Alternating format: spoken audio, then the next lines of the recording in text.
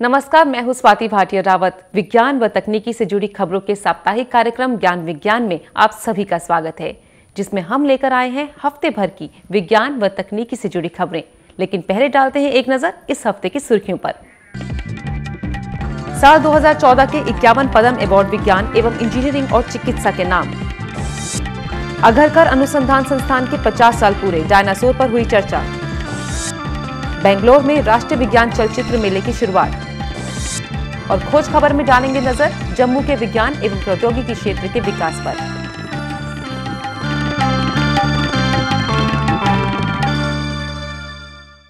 अब खबरें विस्तार से। 65वें गणतंत्र दिवस के मौके पर 127 पद्म सम्मानों की घोषणा की गई।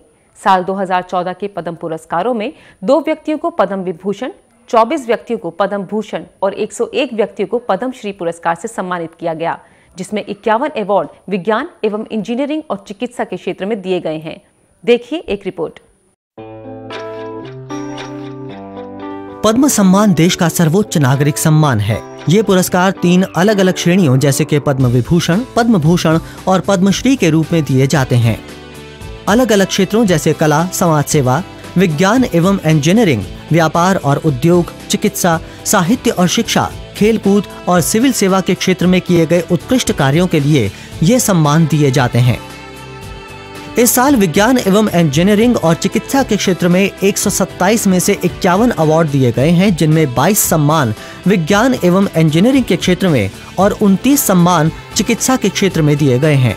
यानी कि अगर अनुपात के तौर पर देखा जाए तो 10 में से 4 पद्म अवार्ड विज्ञान एवं इंजीनियरिंग और चिकित्सा के क्षेत्र से जुड़े लोगों को दिए गए हैं, जो इस साल किसी और क्षेत्र में सम्मान पाने वाले व्यक्तियों की संख्या की तुलना में सबसे ज्यादा हैं।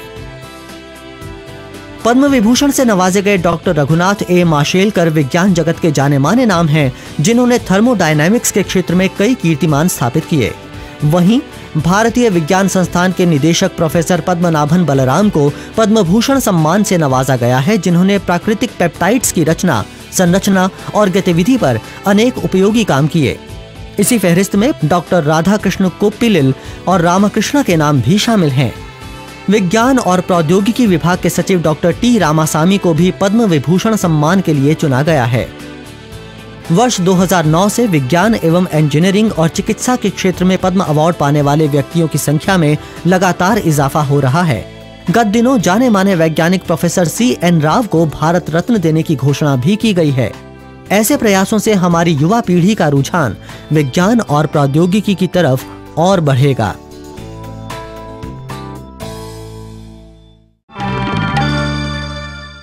देश में हुनर की कोई कमी नहीं है, पर कभी कभी आर्थिक परेशानियों की वजह से हुनर कुछ पीछे रह जाता है। सरकार ने ऐसे लोगों की मदद करने के लिए इंडिया इंक्लूसिव इनोवेशन फंड यानी IIIF नाम से कार्यक्रम की शुरुआत की है, जिसमें नए प्रतिभावान लोगों को मौका दिया जाएगा। देश में नवाचार को बढ़ावा देने के लिए और उनकी आर्थिक मुश्किलों को हल करने के लिए एक नया विकल्प तैयार किया गया है, जिसका नाम है इंडिया इंक्लूसिव इनोवेशन फंड यानी IIIF। ये फंड उन लोगों को मुहैया कराया जाएगा जिनके पास हुनर तो है, पर पैसों की कमी की वजह से वो अपने हुनर को निखार नहीं पाते। इसे राष्ट्रीय नवाचार परिषद और ministry of micro, small and medium enterprises के संयुक्त प्रयासों के तहत तैयार किया गया है। IIIF को यूनियन कैबिनेट की मंजूरी मिल चुकी है और करीब 2 महीने में इसका संचालन भी शुरू कर दिया जाएगा। इंडिया इंक्लूसिव इनोवेशन फंड है।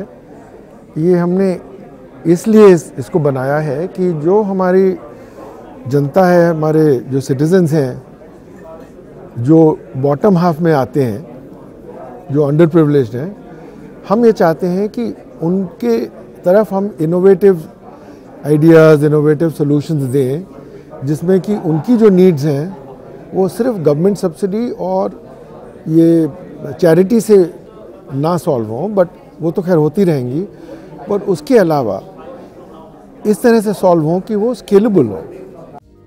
IIIF के तहत ऐसे विचारों और प्रपोजल्स को अहमियत दी जाएगी जिनसे व्यवसाय के साथ साथ मध्यम व लघु वर्ग के लोगों के जीवन पर प्रभाव पड़े। ये प्रपोजल स्वास्थ्य, आहार, कृषि, शिक्षा, ऊर्जा, जल संसाधन और स्वच्छता जैसे किसी भी ऐसे क्षेत्र से हो सकते हैं जो सीधे तौर पर आम आदमी को प्रभावित कर सके। जैसे कृत्रिम पैर के क्षेत्र में जयपुर फुट, अरुणाचलम के मुरुगनाथम द्वारा इजाद तरीके से बनाए जा रहे सस्ते सैनिटरी नैपकिन्स नवाचार कुछ ऐसे ही लोगों को मौका देंगे जिससे रोजगार के साथ साथ लोगों के जीवन का स्तर भी सुधरे। भविष्य में ऐसे बहुत से नवाचारों को आगे दिशा प्रदान करने के मकसद से IIIF को लॉन्च किया गया है। फिलहाल IIIF के तहत 500 करोड़ रुपए की राशि निर्धारित की गई है, जिसका 20% हिस्सा यानी तकरीबन 100 करोड़ रुपए MSME द्वारा वहन किया जाएगा, जबकि शेष 80% बैंकों, बीमा कंपनियों, विकास संस्थानों द्वारा प्रदान किया जाएगा।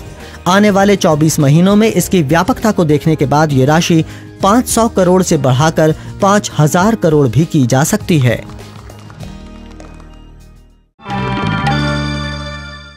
पुणे स्थित अघरकर अनुसंधान संस्थान ने इस साल अपने 50 साल पूरे किए। इस मौके पर देश के अनेक गणमान्य शोधकर्ता उपस्थित थे, जिन्होंने डायनासोर के उद्भव और विकास पर गहन चर्चा की। 1964 में स्थापित पुणे के आधारकर रिसर्च सेंटर ने अपनी स्वर्ण जयंती मनाई। इस मौके पर देश के अनेक शोधकर्ता शामिल हुए। इस समारोह में मुख्य अतिथि के रूप में देश के जाने माने डायनासोर विशेषज्ञ डॉक्टर धनंजय मोहाबे ने शिरकत की। आधारकर रिसर्च सेंटर का मुख्य उद्देश्य सेवा मुक्त शोधकर्ताओं को मौका देना है। पिछले 50 वर्षों में इस रिसर्च सेंटर ने कई उपयोगी शोध किए। भारत के डायनासोर मैन के नाम से जाने जाने वाले डॉक्टर धनंजय मोहाबे ने अपना वक्तव्य देते हुए बताया कि ज्यादातर डायनासोर के अवशेष भारत के मध्य प्रदेश के जबलपुर, गुजरात के खेड़ा और महाराष्ट्र के पिसदूरा में पाए गए हैं। सन 1828 में सबसे पहले डायनासोर की खोज बंगाल आर्मी के W.H. स्लीमैन ने जबलपुर के नजदीक की, जिसके 4 साल बाद इस सरीसृप को डायनासोर के नाम से जाना गया। उन्होंने बताया कि जबलपुर, खेड़ा और पिसदूरा से निकाले गए डायनासोर के ज्यादातर अवशेषों को अंग्रेजों ने लंदन के संग्रहालय में भेज दिया। कुछ दक्षिणी अफ्रीका ले जाए गए और बाकी बचे अवशेषों को कोलकाता के संग्रहालय में संजोया गया है। डायनासोर पर आज भी बहुत कुछ खोजना बाकी है। आज भी देश के अनेक शोधकर्ता डायनासोर से जुड़े कई रहस्यों को खंगालने में लगे हुए हैं। उम्मीद है कि जल्द ही इनसे जुड़े अन्य दिलचस्प तथ्य सामने आएंगे।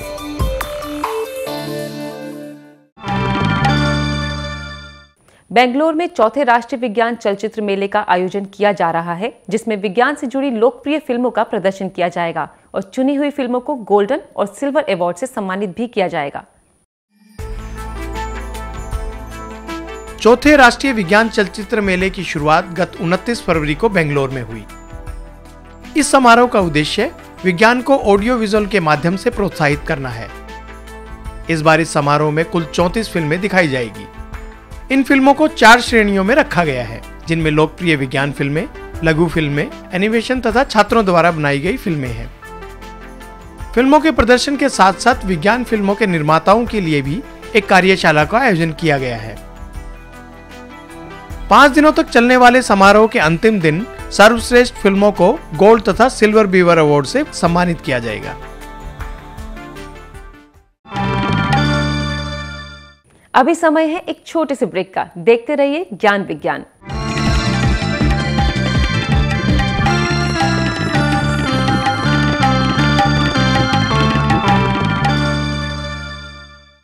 ब्रेक के बाद एक बार फिर आप सभी का स्वागत है। आप देख रहे हैं ज्ञान विज्ञान। अब खबरें आगे। वर्ष 2014 के भारतीय राष्ट्रीय विज्ञान कांग्रेस का आयोजन जम्मू शहर में किया जा रहा है, जिसका उद्घाटन प्रधानमंत्री डॉक्टर मनमोहन सिंह द्वारा किया जाएगा। 3 से 7 फरवरी तक आयोजित इस कार्यक्रम का मुख्य मुद्दा विकास के लिए विज्ञान और प्रौद्योगिकी के क्षेत्र में नई खोज है। राष्ट्रीय विज्ञान कांग्रेस की मेजबानी कर रहा शहर जम्मू विज्ञान एवं प्रौद्योगिकी के क्षेत्र में विकास की राह पर अग्रसर है। आइए डालते हैं नजर इस मेजबान शहर के विज्ञान एवं प्रौद्योगिकी की विरासत पर।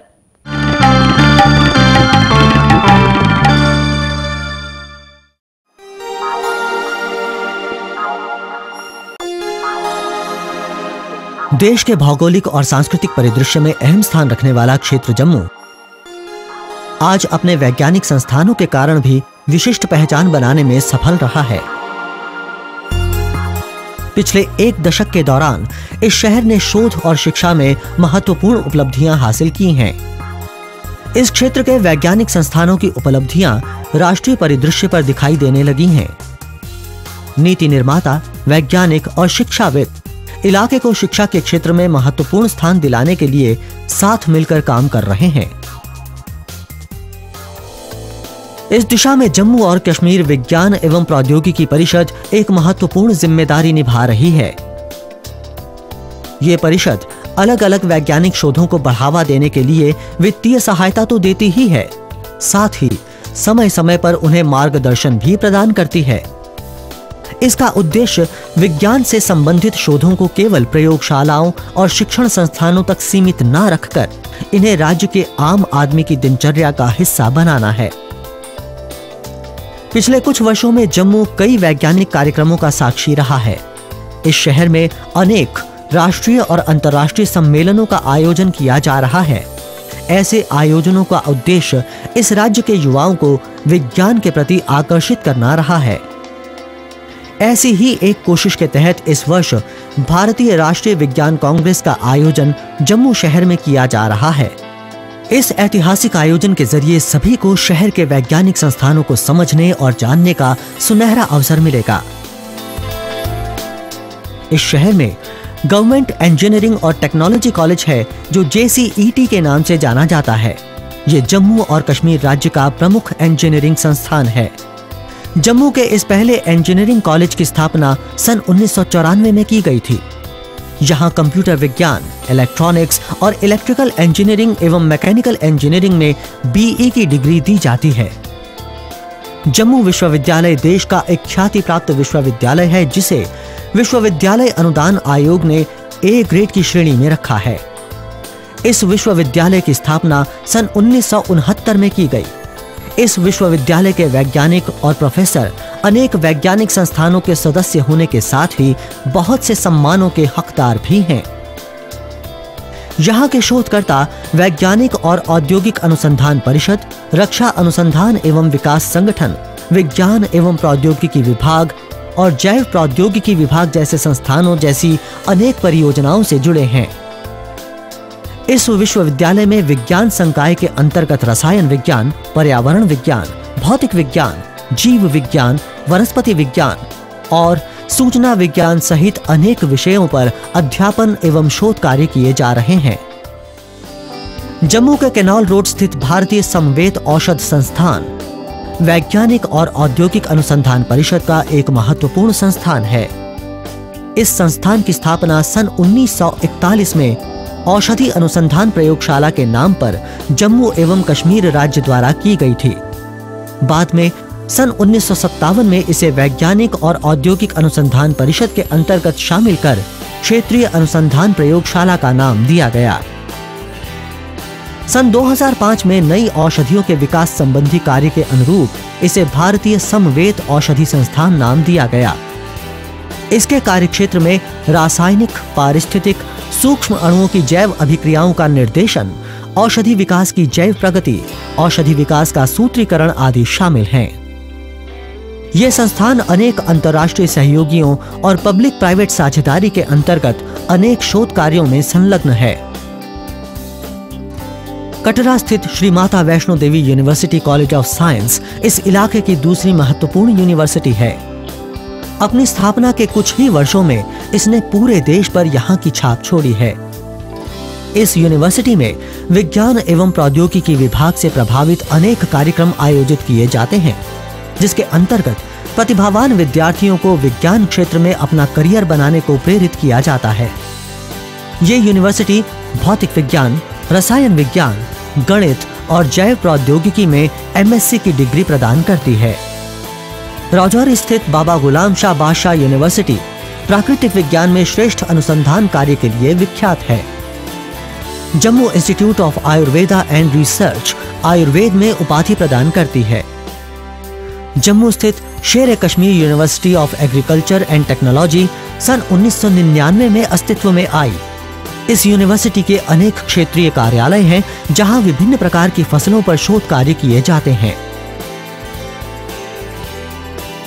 इस प्रकार जम्मू क्षेत्र विज्ञान और प्राकृतिक सौंदर्य का अनोखा संगम स्थल बनता जा रहा है, जहां विज्ञान निरंतर विकास की राह पर गतिमान है। ऐसे में यहाँ भारतीय विज्ञान कांग्रेस का आयोजन इस गति को एक नई दिशा देने में अहम भूमिका निभाएगा।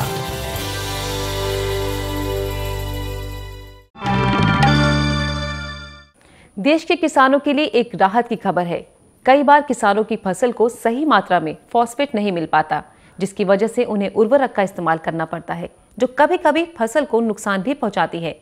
आइए जानते हैं इस रिपोर्ट में कि वैज्ञानिकों ने ऐसा क्या खोज निकाला है जिससे फसल की गुणवत्ता तो बरकरार रहेगी ही, साथ ही पैदावार भी अच्छी होगी।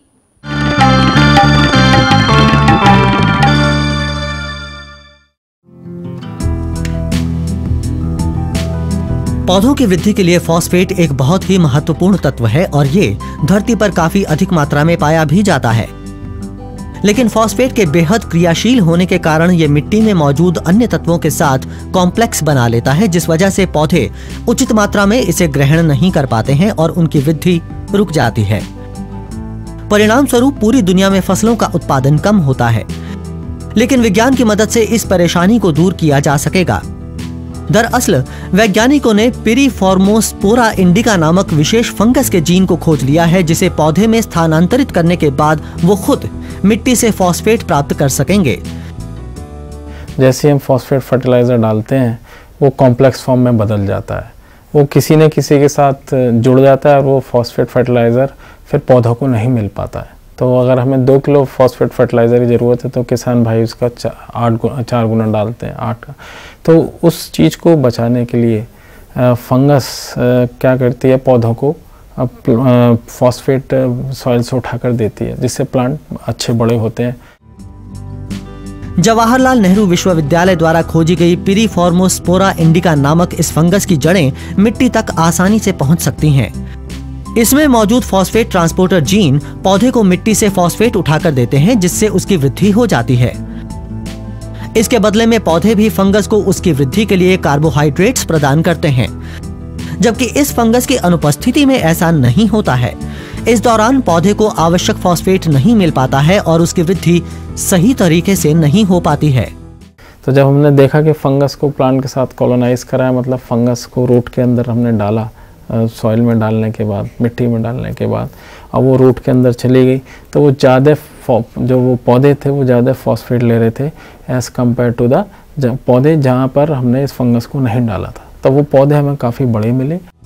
दूसरी ओर पिरीफॉर्मोस्पोरा इंडिका नामक ये फंगस एक विशेष प्रकार का एंजाइम फॉस्फेटेज भी बनाती है, जो भूमि में मौजूद कार्बनिक फॉस्फेट को घुलनशील बनाकर उसे अकार्बनिक अवस्था में तब्दील कर देता है। फॉस्फेट की यही अवस्था पौधे अपनी वृद्धि के लिए इस्तेमाल करते हैं। अब वैज्ञानिकों की कोशिश ये है कि इस फॉस्फेटेज एंजाइम की जीन को पौधे में सफलतापूर्वक डाल दिया जाए, तो पौधे बिना फंगस की मदद के भी फॉस्फेट ग्रहण कर सकेंगे और साथ ही फॉस्फेट उर्वरकों की आवश्यकता कई गुना तक कम हो जाएगी। दूसरा, ये फंगस एक और एंजाइम सीक्रेट करती है, उसको हम फॉस्फेटेज कहते हैं। प्लांट के अपने फॉस्फेटेजेस होते हैं पर वो बाहर सीक्रेट नहीं होते हैं।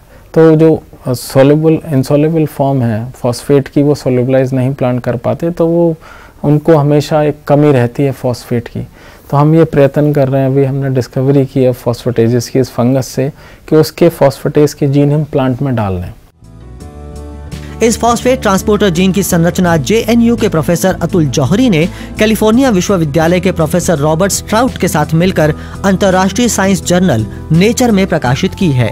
इसके अलावा फंगस कैसे पौधों की मदद करती है, ये शोध जर्नल ऑफ बायोलॉजिकल केमिस्ट्री में प्रकाशित हुआ है।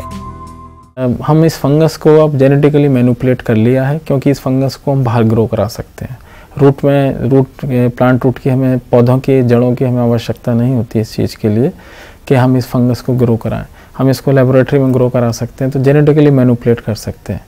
उसका एक ट्रांसफॉर्मेशन सिस्टम होता है, वो भी हमारी लैब में डेवलप हुआ है। फंगस के अपने ट्रांसपोर्टर्स होते हैं, प्रोटीन होती हैं जो उस फंगस को हेल्प करती हैं उस फॉस्फेट को लेने में। तो उस फंगस का जो फॉस्फेट ट्रांसपोर्टर था वो यहाँ डिस्कवर हुआ, जो कि हमने जर्नल ऑफ बायोलॉजिकल केमिस्ट्री में पेपर 2010 में छापा था। फिलहाल इस फंगस पर आधारित और भी बहुत से शोध जारी हैं, जिनके आधार पर यह उम्मीद की जा रही है कि ये न सिर्फ पौधों के लिए लाभकारी सिद्ध होगी, बल्कि इसके फॉस्फेट ट्रांसपोर्टर की संरचना आ जाने से डायबिटीज और कैंसर जैसे कई रोगों के हल ढूंढने में भी हमें मदद मिलेगी।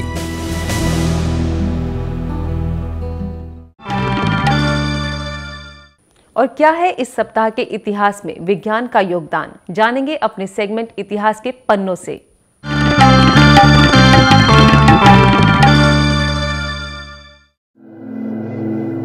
अट्ठाईस जनवरी वर्ष 1925 को जन्म हुआ था प्रसिद्ध भारतीय वैज्ञानिक राजा रामन्ना का। रामन्ना जी को देश के परमाणु कार्यक्रम का अग्रणी वास्तुकार भी माना जाता है। वर्ष 1974 में पोखरण राजस्थान में हुआ देश का पहला परमाणु परीक्षण इन्हीं की देखरेख में पूरा किया गया था। राजा रामन्ना ने परमाणु ऊर्जा विभाग के सचिव एवं DRDO के महानिदेशक जैसे कई महत्वपूर्ण पदों पर रहकर देश को नाभिकीय ऊर्जा संपन्न बनाने की दिशा में प्रयास किए थे। जाने माने कैनेडियन केमिकल इंजीनियर लुई उरे का जन्म 29 जनवरी वर्ष 1927 में हुआ था। इन्होंने पहली बार व्यावहारिक बैटरी की क्षमता बढ़ाने के लिए ही एल्कलाइन व लिथियम बैटरी का आविष्कार किया था। इसके लिए इन्होंने मैंगनीज ऑक्साइड और जिंक पाउडर को एल्कलाइन माध्यम में इस्तेमाल किया और जिंक कार्बन बैटरी से 40 गुना अधिक क्षमता वाली एल्कलाइन बैटरी को पेश किया था। 30 जनवरी वर्ष 1899 को जन्म हुआ था जाने माने साउथ अफ्रीकन वायरोलॉजिस्ट मैक्स थिलर का। इन्होंने येलो फीवर के लिए प्रभावी टीका उस वक्त विकसित किया जब पश्चिमी अफ्रीका में ये बीमारी महामारी के रूप में फैली हुई थी। इनके द्वारा इजाद किए गए टीके की मदद से 7 वर्षों के भीतर ही इस बीमारी को काबू कर लिया गया और मैक्स थिलर को वर्ष 1951 में चिकित्सा के नोबेल पुरस्कार से सम्मानित किया गया।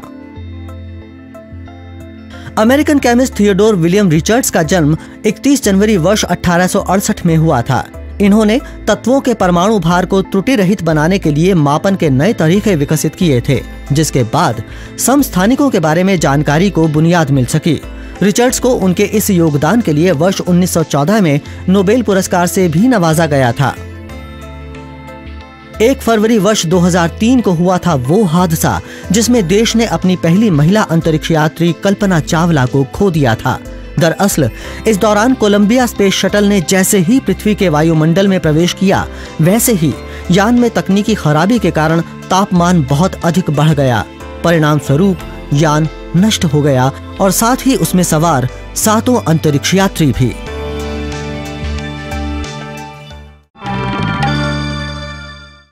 कार्यक्रम ज्ञान विज्ञान में आज इतना ही। आपको हमारा ये कार्यक्रम कैसा लगता है, इसके बारे में आप अपने सुझाव और प्रतिक्रियाएं हमें ईमेल भी कर सकते हैं। हमारा ईमेल आईडी है news@vigyanprasar.gov.in या आप चाहें तो हमें पत्र भी लिख सकते हैं। हमारा पता है विज्ञान प्रसार C24 कुतुब इंस्टीट्यूशनल एरिया, नई दिल्ली 110016। तो आज इतना ही। विज्ञान और तकनीकी से जुड़ी खबरों के इस साप्ताहिक कार्यक्रम में अगले हफ्ते फिर मुलाकात होगी। तब तक के लिए हमें दीजिए इजाजत। नमस्कार।